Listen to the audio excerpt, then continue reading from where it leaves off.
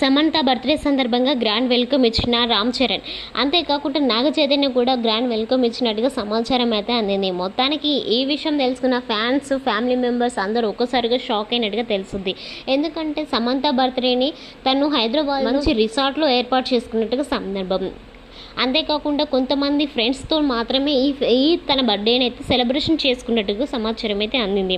అయితే సమంత బర్త్డేకి రామ్ చరణ్కి కాకుండా నాగ చైతన్యకు కూడా ఇన్విటేషన్ ఇచ్చినట్టుగా తెలుస్తుంది. అందుకే ఈ పార్టీకి తను కూడా హాజరైనట్టుగా సమాచారం. దీనితో ఒకసారిగా నెటిజన్లు, fans, family members Naga Chaitanya Samantha కలవాలని కోరుకునే ప్రతి ఒక్కరు కూడా చాలా ఆనందిస్తున్నట్టుగా సమాచారం. అయితే నాగ చైతన్య చెప్పిన మాటలు కాస్త ఇప్పుడు సోషల్ మీడియాలో ఫుల్ హాట్ టాపిక్గా మారింది.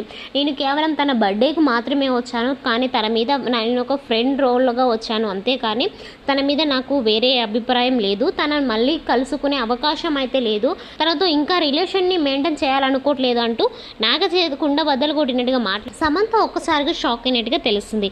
దీనితో నెటిజన్లు కాకుండా ఫ్యామిలీ మెంబర్స్ అండ్ సమంత కూడా చాలా అప్సెట్ అయిందట. అయితే సమంత మాత్రం ఇలా నాగ చైతన్య పిలవడానికి కారణం మాత్రం తనతో నాకు మళ్ళీ రిలేషన్ని మెయింటైన్ చేయాలనిపిస్తుంది, తనను దూరం చేసుకున్నాక నాకు చాలా బాధగా అనిపించింది అంటూ సమంత చెప్పిన మాటలు కాస్త ఇప్పుడు సోషల్ మీడియా ఫుల్ హాట్ టాపిక్గా మారింది.